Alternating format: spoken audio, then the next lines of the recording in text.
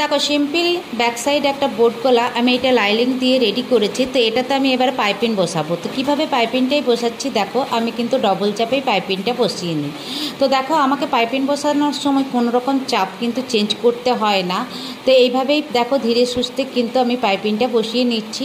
তো দেখো নতুন যারা সেলাই শিখছো তাদের হয়তো এইভাবে পাইপিংটা বসাতে একটু অসুবিধা হবে, কারণ এই পাইপিংটা বসাতে বসাতে একটু সরে যায়, ঠিকঠাক ফিনিশিং হয় না। কিন্তু দেখো নতুন হাতে এটা হয়, সেটা আমাদেরও হয়ে ছিল। কারণ দেখো করতে করতে একটা অভ্যাসে যখন দাঁড়িয়ে যাবে তখন সুন্দর একটা ফিনিশিং নিয়ে আসতে পারবে। তো তোমরা প্রথম প্রথম ভেবো না যে তোমাদের ধারে হবে না বা কিছু, কিন্তু দেখো একবার ভুল হবে, দুবার ভুল হবে, তিনবারে কিন্তু খুব সুন্দর একটা ফিনিশিং আসবে। ভুল হতে হতে মানুষ একটা শিক্ষা নেয়। তো দেখো এইভাবেই কিন্তু যারা সেলাই শিখছো তারা কিন্তু হাল ছেড়ো না, শিখতে শিখতেই তোমরা পারবে। বারবার কিন্তু এই সেলাইটা কিন্তু অভ্যাসের ওপর সমস্তটাই, যতটা তোমরা অভ্যাস করবে ততটা সুন্দর তোমাদের হাতের একটা ফিনিশিং আসবে।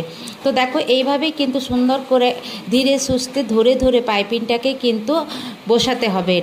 এটা যে স্লিপ কেটে যায় সামনেটাতে কিন্তু দেখো হাত দিয়ে দিয়ে এটা বসাচ্ছি।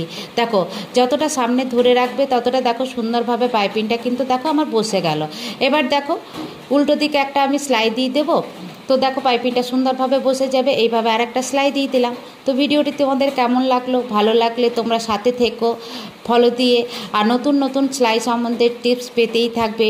তো দেখো তোমরা তোমাদের সুবিধা অসুবিধা কমেন্টে জানিয়েছি, কমেন্ট ধরে ধরে তোমাদের ভিডিও করার চেষ্টা করব। লেট হলেও তোমরা ভিডিওটা পাবে।